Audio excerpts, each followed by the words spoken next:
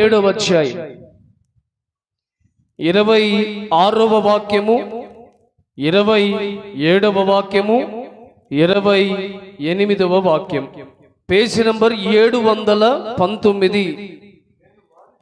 నేను వారితో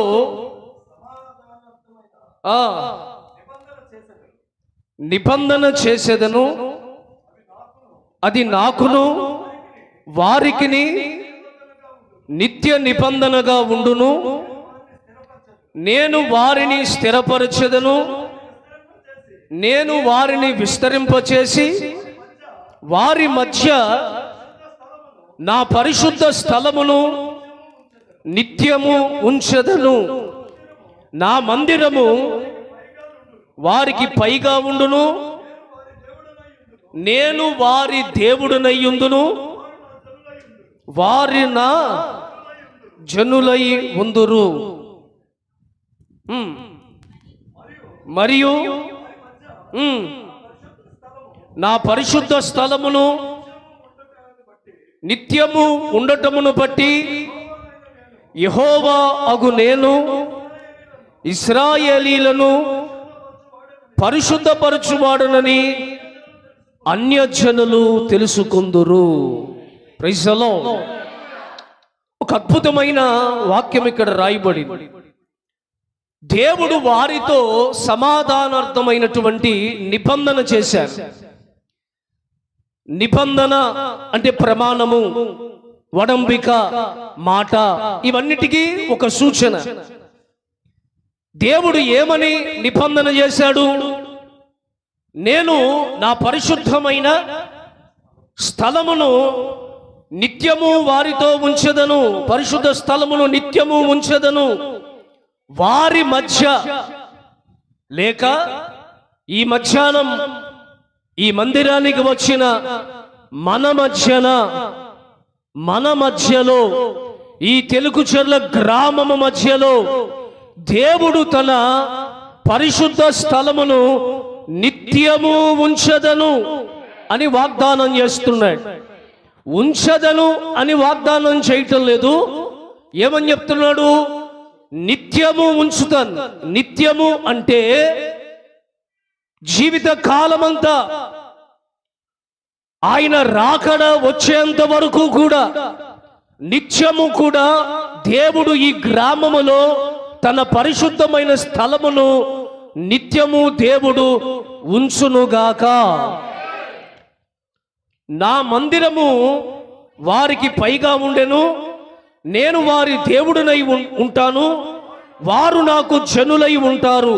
మరియు వారి మధ్య నా పరిశుద్ధ స్థలమును నిత్యము ఉండటాన్ని బట్టి ఇశ్రాయేలీలను పరిశుద్ధపరచువాడునని అన్యజనులు తెలుసుకుంటారు. స్తోత్రం. అన్యజనులందరూ కూడా ఇది దేవుని స్థలము, ఇది దేవుడు ఏర్పాటు చేసిన స్థలము, దేవుడు కోరుకున్న స్థలము అని అన్యజనులందరూ తెలుసుకునేటట్లుగా దేవుడు మనల్ని ఇక్కడ స్థిరపరచునుగాక. ఈ స్థలాన్ని దేవుడు స్థిరపరచునుగాక. ఈ గ్రామములో నిస్సీ కల్వరి సేవను ఆయన స్థిరపరచునుగాక. ఎప్పుడు దాకా? వాక్యంలో రాసుంది. ఎప్పుడు దాకా? నిత్యము అనండి. నిత్యము అంటే ఎల్లప్పుడూ, నిత్య జీవానికి చేరేంత వరకు, నిత్య జీవాన్ని ఇచ్చే నిచ్చెన భూమికి చేరేంత వరకు ఈ మందిరమే ఒక నిచ్చెనగా మార్చబడాలి. దేవుడు దానిని అలాగున స్థిరపరచునుగాక. ఈ వాక్యాన్ని మనం చదువుతున్నప్పుడు పరిశుద్ధ స్థలం అని రాయబడిన ఒక మాట మనం చూసాం. పరిశుద్ధ స్థలము అంటే ఏంటి? పరిశుద్ధ స్థలములో ఎవరుంటారు? పరిశుద్ధ స్థలములో ఏం జరుగుతుంది? చాలా క్లుప్తంగా చెప్తాను మీకు. రాత్రి కూడా కొన్ని విషయాలు పంచుకుంటాను. అవసరమైతే ముందున్న రోజుల్లో కూడా ఇదే వాక్యం మీద మనం కొన్ని మాటలు వినే ప్రయత్నం చేద్దాం. దేవుడు అలా మనల్ని సిద్ధపరిచి వాక్యములోనున్న ఆశీర్వాదాలు మనమందరము స్వతంత్రించుకుందుముగాక. బాగా వినండి, పరిశుద్ధ స్థలం నేను మీ మధ్యలో ఉంచుతా. అది నిత్యము స్థిరంగా ఉండేటట్లుగా దాన్ని నేను స్థిరపరుస్తాను. ఇది మీకు నాకు మధ్యలో ఉన్న సమాధానకరమైన నిబంధన. నేను మీతో నిబంధన చేస్తున్నాను అని ఆ రోజు ఇజ్రాయేల్ ప్రజలతో చెప్పాడు అనుకుంటున్నాం. కానీ ఈరోజు ఆత్మీయ ఇజ్రాయేలులుగా ఈ మందిరములో ఉన్న మీతో కూడా దేవుడు వాగ్దానం చేస్తున్నాడు. మీ మధ్యలో ఆయన ఒక పరిశుద్ధ స్థలమును స్థిరపరచునుగాక. దీనిలోనికి మనల్ని తీసుకువెళ్ళంట అన్యజనులందరూ మనల్ని చూసి ఇజ్రాయేల్ ప్రజలని ఆయన పరిశుద్ధపరిచాడు, ఆ ఇజ్రాయేల్ ప్రజలని దేవుడు పరిశుద్ధపరిచాడు అని అన్యజనులు తెలుసుకునేటట్లుగా నేను మిమ్మల్ని పరిశుద్ధపరుస్తానని దేవుడు వాగ్దానం చేస్తున్నాడు. ఈ తొలి దినం, ఈ మొదటి రోజు ఈ మందిర ఆవరణములో దేవునిని ఆరాధించిన దేవుని ప్రజలతో ప్రేమ కలిగిన దేవుడు అంటున్నాడు, అన్యజనులు తెలుసుకుంటారు తెలుగు చెర్లో ఒక మందిరం ఏర్పాటు చేయబడింది, అది పరిశుద్ధపరచబడే స్థలము, అది పరిశుద్ధ స్థలము, అక్కడ పరిశుద్ధుడు నివసిస్తున్నాడని అన్యజనులు తెలుసుకుంటారు. స్తోత్రం. మీకు చెప్పాను కదా పరిశుద్ధ స్థలం అంటే ఏంటి, ఈ పరిశుద్ధ స్థలంలో ఎవరు ఉంటారు, పరిశుద్ధ స్థలంలో ఉంటే కలిగే ఆశీర్వాదాలు ఏంటి అనేది క్లుప్తంగా మనం ధ్యానం చేద్దాం. అందరికి అర్థమైన విషయంలో చెప్పాలంటే పరిశుద్ధుడు ఉండే స్థలము చెప్పండి, ఇక ఈజీ అనమాట. మీకు ఇంకా ఇంతకన్నా అట్టుపండు ఒలిచి మీ నోటి దగ్గర పెట్టినట్టు అయ్యింది. నేను ఆకుల నోటి గబాలను తినేయడమే. మళ్ళా ఇది పండుదా ఇది పచ్చిదా అని అనకూడదు. పండు పెట్టినప్పుడు పచ్చిదా అనేది ఏం చూడకూడదు. కొన్నిసార్లు కొన్ని పండ్లు పచ్చిగా తింటే బాగుంటుంది, ఇంకొన్ని పండ్లు పండిపోతే తింటే బాగుంటుంది. దేవునికి స్తోత్రం. అంతేనా? జాంకాయలు చూడండి, బాగా పండిపోయి తింటారా? అవి చూసారా, ఏరా నాకు పళ్ళు ఉన్నాయి నేను ముసలాన్ని అనుకున్నావా, దోరగా ఉండే పండు తీసుకురా అంటాడు. పంటికి కొరికితే కస్సని సౌండ్ రావాలి. దేవునికి స్తోత్రం. పరిశుద్ధ స్థలం అంటే ఏంటి? పరిశుద్ధుడు నివసించే స్థలాన్నే పరిశుద్ధ స్థలము. అర్థమవడానికి ఇశ్రాయేలు ప్రజల్ని దేవుడు ఐగుప్తులో నుండి విడిపించి కానాను దేశానికి నడిపిస్తున్నాడు. ఈ మార్గ మధ్యలో ఆకాశంలో నుండి యెహోవా దేవుడు మోషేతో మాట్లాడి, మోషే మీరు కింద, నేనేమో ఆకాశంలో. నాకెందుకో నచ్చలేదయ్యా, మరి ఏం చేయమంటావయ్యా, మమ్మల్ని పైకి వచ్చామంటావా? నువ్వు రావడానికి టైం ఉంది, కానీ నేనే మీ మధ్యలోనికి వస్తాను. స్తోత్రం. నేనే మీ మధ్యలోనికి వస్తాను. అయితే నేను అందరిలాగా ఎక్కడ పడితే అక్కడ ఉండను. నాకంటూ ఒక పరిశుద్ధ స్థలాన్ని ఏర్పాటు చేయండి. నేను మీ మధ్యలో ఉండాలని ఆశపడుతున్నా, కానీ ఆ స్థలము పరిశుద్ధమైనదై ఉండాలి అని దేవుడు చెప్పాడా? చెప్పినప్పుడు మోషే గుడారాన్ని కట్టాడు. దేవుడు ఆకాశములో నుండి దిగి వచ్చాడు. అంటే చెప్పనై చెప్తున్నాడు, పరిశుద్ధుడు ఎక్కడ ఉంటాడు అంటే పరిశుద్ధ స్థలములో ఉంటాడు. సరే, మరి ఎవరు పరిశుద్ధుడు? పరిశుద్ధ స్థలములో ఉండేవాడు పరిశుద్ధుడు. పరిశుద్ధుడు ఎవరు చెప్పండి? పరిశుద్ధుడు ఎవరు? ఆకాశం వైపు తొంగి చూస్తే 6 రెక్కలు కలిగిన దేవదూతలు కనబడ్డాయి. ఎవరికి? యెషయాకి కనబడ్డాయా? 6వ అధ్యాయంలో ఉంటుంది కదా, ఆకాశం అత్యున్నత సింహాసనం పైన దేవుణ్ణి చూశాడు. 6 రెక్కలు కలిగిన దూతలు ఏమనంటున్నాయి? యెహోవా పరిశుద్ధుడు, యెహోవా పరిశుద్ధుడు, యెహోవా పరిశుద్ధుడని గాన ప్రతిగానములు చేయుచున్నాయి. ఇప్పుడు చెప్పండి, పరిశుద్ధ స్థలం పరిశుద్ధుడికి. పరిశుద్ధుడు ఎవరు చెప్పండి? ఎవరు? పరిశుద్ధుడు ఒకడే. తెలుగు చెరులో కాదు, తాడేపల్లిగూడెంలో కాదు, తెలుగు రాష్ట్రాల్లో కాదు, ప్రపంచ దేశాల్లో కాదు, భూమండలములో పరిశుద్ధుడు పరిశుద్ధుడు అని పిలువబడాలన్నా, పరలోకములో పరిశుద్ధుడని పిలువబడాలన్నా యేసు ఒకడే. ఆయన తప్ప వేరే పరిశుద్ధుడు లేడు. Praise the Lord. ఆయన చూపులో అపవిత్రత లేదు, ఆయన మాటలో అపవిత్రత లేదు, ఆయన ఆలోచనలో అపవిత్రత లేదు. నిలువెల్ల నిత్య పరిశుద్ధుడు మన యేసయ్య. నిలువెల్ల నిత్య పరిశుద్ధుడు ఆయన. కామము లేనివాడు, క్రోధము లేనివాడు, మత్సరము లేనివాడు, ఎలాంటి మచ్చ లేనివాడు యేసు ఒక్కడే. ఈరోజు ఈ గ్రామములోనికి ఆ యేసయ్య దిగి వచ్చాడు, ఆ పరిశుద్ధుడు దిగి వచ్చాడు. ఎక్కడికి దిగి వచ్చాడు అంటే, ఆయన ఈ ఊర్లో ఏమండి ఆ రోజు మోషయి నాకు ఒక పరిశుద్ధ స్థలం ఇస్తే నేను దిగి వస్తానని చెప్పాడు కదా, అలాగా ఈ గ్రామములో నాకు ఒక పరిశుద్ధ స్థలాన్ని ఏర్పాటు చేయమని చెప్పినప్పుడు ఈ పరిశుద్ధ స్థలం ఏర్పాటు చేయబడింది. పరిశుద్ధుని రమ్మని మనం పిలిచాము. నేను కాదయ్యా నీవు దిగిరా అని దేవుణ్ణి అడిగాము.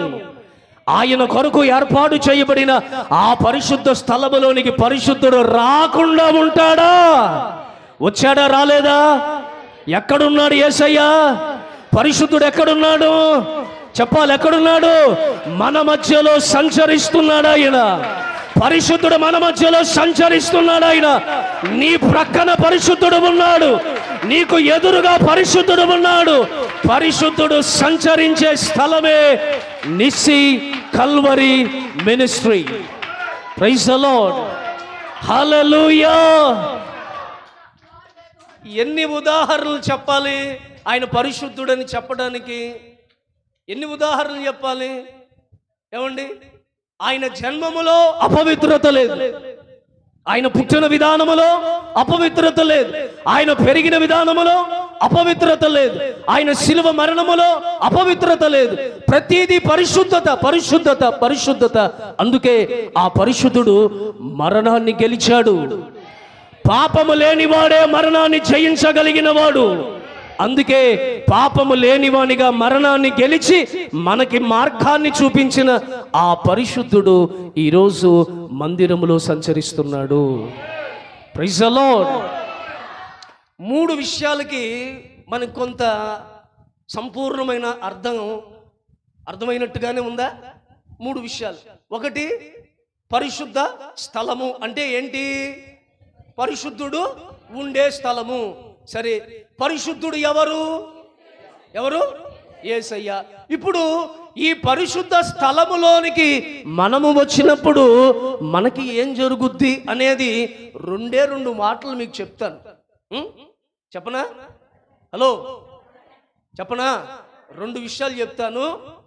రాత్రికి కొన్ని విషయాలు చెప్తాను. దేవుని చిత్తమైతే నాకు సమయం ఇవ్వబడినప్పుడు ఈ మాటల మీద మనం నేర్చుకుని దీవించబడదాం. దేవునికి స్తోత్రం. కీర్తనల పుస్తకం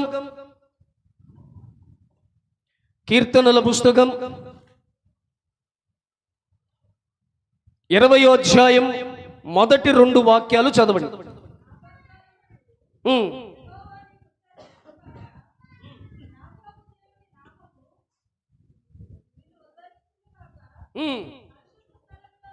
పరిశుద్ధ స్థలములో నుండి ఆయన మనకి సహాయము చేయును గాక. ఆమేన్ చెప్పండి. చేయును గాక. ఈ మధ్యాహ్నం పరిశుద్ధ స్థలములోనికి వచ్చిన మనకి యెహోవా దేవుడే సహాయము చేయును గాక. ఇప్పుడు ఎక్కడికి వచ్చాం? ఇక్కడ ఏం చేస్తాడంట? దేవుడు సహాయం చేస్తాడు. ఇది సహాయము పొందే స్థలం, సహాయమును తీసుకునే స్థలం, సహాయము తీర్చబడే స్థలం.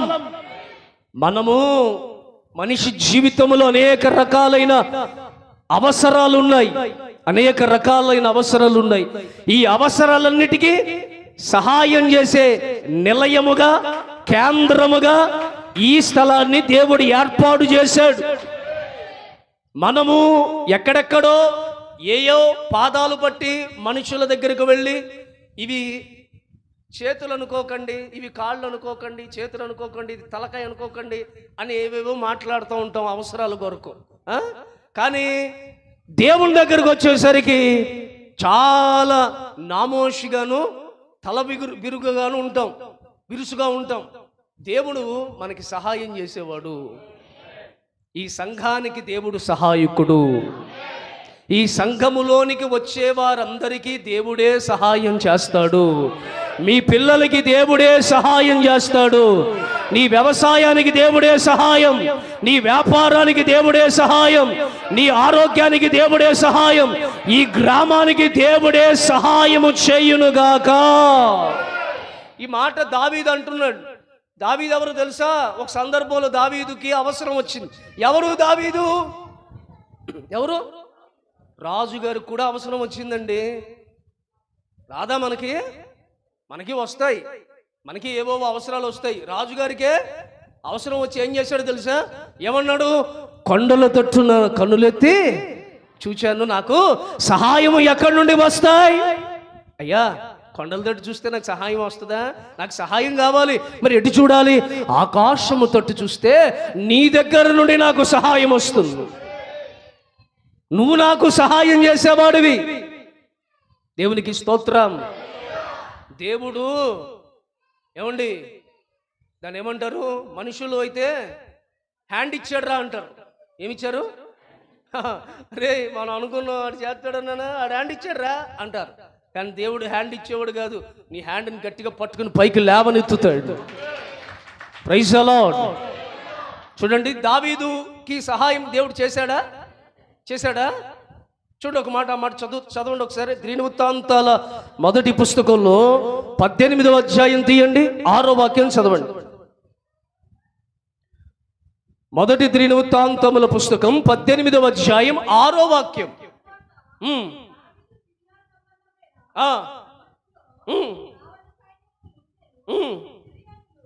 సిరియనులు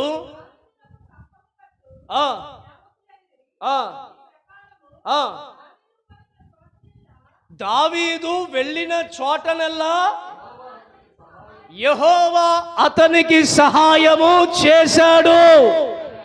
స్తోత్రం. అసలు దావీదు వెళ్ళిన చోటనల్లా దేవుడు సహాయం చేశాడని చదువుకుంటే ఏదోలాగా ఉంది, కానీ హేమంతు వెళ్ళే ప్రతి స్థలములో దేవుడు సహాయం చేశాడంటే అప్పుడు నాకు ఎలా అనిపిస్తుంది? ఆహా, నా ప్రాణము ఉల్లసిస్తుంది. ఎందుకంటే నాకు సహాయం చేస్తుంది ఎవరు? మనుషుడు కాడు. నాకు సహాయం చేస్తానని చెప్తున్న వ్యక్తి ఎవరంటే భూమి ఆకాశాలు సృజించిన సర్వోన్నతుడైన యెహోవా దేవుడు నాకు సహాయం చేయబోతున్నాడు. ఆయన మాట ఇచ్చాడా? మాట తప్పడా ఆయన? ఎన్ని ఉపద్రాలు వచ్చినా, ఎన్ని ప్రమాదాలు వచ్చినా, ఎన్ని అడ్డుగోడలు వచ్చినా, ఎన్ని ఆటంకాలు వచ్చినా వాటిలో నుండి విడిపించి అద్దరికి చేర్చగలిగిన నిత్య సహాయకుడు యేసు ఒకడే. Praise the Lord. ప్రళయాలొచ్చిన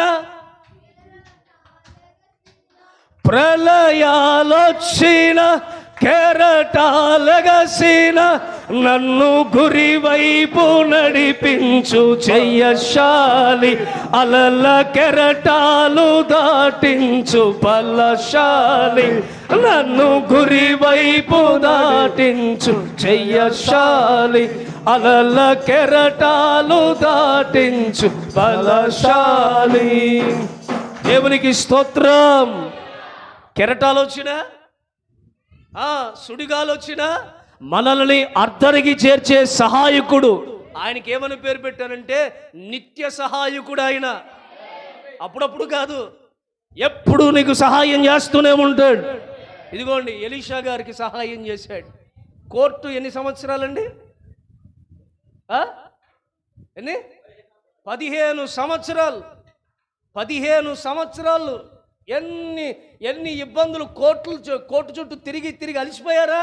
15 సంవత్సరాలు ఆయన అనుకుని ఉంటాడు, నా జీవితంలో ఇది అవదని అనుకుని ఉంటాడు. కానీ ఈరోజు కోర్టు కేసు కొట్టివేయబడింది, విడుదల పొందాడు, విజయాన్ని పొందాడు, స్వతంత్రత పొందాడు. ఎవరి వల్ల? ఎవరు సహాయం చేశారు? దేవుడే మనకి సహాయం. ఇక్కడ ఈ మందిరానికి దేవుడే సహాయం చేశాడు. అన్నీ జరుగుతాయండి. అసలు పిల్లలు వారం రోజులు అసలు ఇవన్నీ బ్యానర్లు, ఇవన్నీ వాక్యాలు, ఒకసారి వచ్చి చూస్తే అసలు ఏమీ లేదు. సడన్గా చూస్తే గోడలు వచ్చేసినాయి. ఆ రాత్రికి మళ్ళీ లైట్లు వచ్చేసినాయి, ఫ్యాన్లు వచ్చేసినాయి. మరుసటి రోజుకి మెట్లు వచ్చేసినాయి. ఆ తర్వాత తలుపులు వచ్చేసినాయి, పెయింట్లు వచ్చేసినాయి. 50 మంది కష్టపడ్డారా అంటే 50 మంది కాదు, 5 మంది కూడా ఉంటారో లేదో తెలియదు. మరి ఈ 5 మంది కష్టపడితే దేవుడు సహాయం చేశాడు. వాళ్ళ కష్టానికి ప్రతిఫలంగా దేవుడు ఇలా మందిరాన్ని అలంకరించాడు. గట్టి కొట్టండి చప్పట్లు. దేవుడు వాళ్ళని ఆశీర్వదించునుగాక, దేవుడు వాళ్ళని దీవించునుగాక. సహాయం చేస్తాడు. మందిరానికి వస్తే అది అందుకు రండి. ఆదివారం మందిరానికి ఎందుకు వెళ్తానంటే, నాకు వారం అంతా సహాయం చేసి దేవుడిని వదులుకుంటాను అనుకున్నావా? నీ పిచ్చి మాటలు నేను నీతో రాను. తర్వాత నువ్వు కనబడతావు, ఫోన్ ఎత్తుతావు, ఫోన్ స్విచ్ ఆఫ్ చేస్తావు. నువ్వు నీరు ప్రయత్నం చేస్తున్న సబ్స్క్రైబర్ కాలంలో ఈత కొడుతున్నాడు అంటారు. నాకెందుకు వచ్చింది నిన్ను పట్టుకుని గోదావరి ఈదాల్సిన అవసరం లేదు నాకు. నా దేవుని మందిరానికి వెళ్తే ఆయనే నాకు ఆర్థికంగా సహాయం చేస్తాడు, ఆరోగ్యకరంగా సహాయం చేస్తాడు, వ్యాపారం ఎలా చేయాలో సహాయం చేస్తాడు, పిల్లలు ఎలా నడిపించుకోవాలో సహాయం చేస్తాడు, ఏ స్కూల్లో జాయిన్ చేయాలో సహాయం చేస్తాడు, స్కూల్కి ఫీజులు సహాయం చేస్తాడు. అన్నిటికీ సహాయం చేసేవాడు యేసయ్య ఒకడే. భయపడకండి. జూన్ నెల వచ్చిందంటే వణికిపోతారు. ఇక అందరు తల్లిదండ్రులు వణికిపోతారు. డబ్బులు పడ్డాయో లేదో తెలియదు.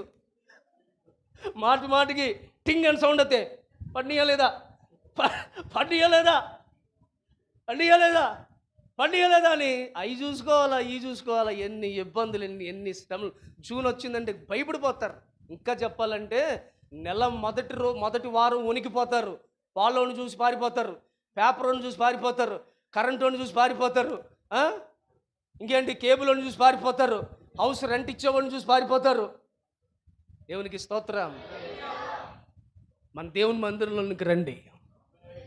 దేవుని మందిరంలోకి వచ్చి, అయ్యా నేను నిన్ను నమ్ముకున్నానయ్యా, అన్యజనుల ఎదుట నేను నా తల దించబడకూడదయ్యా, నువ్వే సహాయం చేసి ఏదోట్లాగా ఈ మార్గాలు తెరువు ప్రభు అని ఆయన దగ్గర 2 కన్నీటి చుక్కలు కార్చండి. మనుషుల దగ్గర ఏడవకుండా నవ్వేటట్లుగా దేవుడు నిన్ను ఉంచుతాడు. నిన్ను చూసిన వారు ఆశ్చర్యపడేటట్లుగా దేవుడు చేస్తాడు. Praise the Lord. హల్లెలూయా. ఇది ఈరోజు ఇక్కడ దేవుడు వాగ్దానకరంగా ఈ మాటను దేవుడు ఇక్కడ స్థిరపరుస్తున్నాడు. ఆమేన్. సరే, ఇంకెందుకులే, ఒక మాట చాలు. ఇంక చాలా విషయాలు ఉన్నాయి, ఎన్ని చెప్పుకుంటూ వెళ్తే సమయం లేదు. ఒక్క మాట చాలు. దేవుని సహాయం కొరకు మనం ఆయన సన్నిధికి వస్తే చాలు, ఆయనే మనకి సహాయం చేస్తాడు. మోకరించండి, ప్రార్థన చేసుకుందాం. మీతో ఏంటంటే ముగించినా బాధే, చెప్పినా బాధే. నా పని ఎలా ఉంటుందంటే ముందుకెళ్తే నువ్వు వెనకెళ్తూ పోయి అన్నట్టు ఉంటుంది ఒక్కోసారి. కొంతమంది చూడండి ఏంటి అప్పుడే ముగించారా అన్నట్టున్నారు. కొంతమంది అమ్మాయిసా రక్తమే చేయి. సరే, మరి మొదటి రోజు కదా, అప్పుడే బాగా ఏపేసాం అనుకోండి, మాడిపోతాయి. కొంచెం అలా పొంగినట్టు ఉంచుతాం. మోకరించండి, చేతులు ఎత్తండి, ఒకే మాట చెప్పండి. ఇక్కడ జరిగే పరిచర్యకు అయ్యా నువ్వు సహాయం చెయ్యి. ఇక్కడ జరిగే సేవకు నువ్వు సహాయం చెయ్యి. ఈ మందిరానికి నువ్వు సహాయం చెయ్యి. సేవకుడికి సహాయం చెయ్యి. మాకు నువ్వు సహాయం చెయ్యి.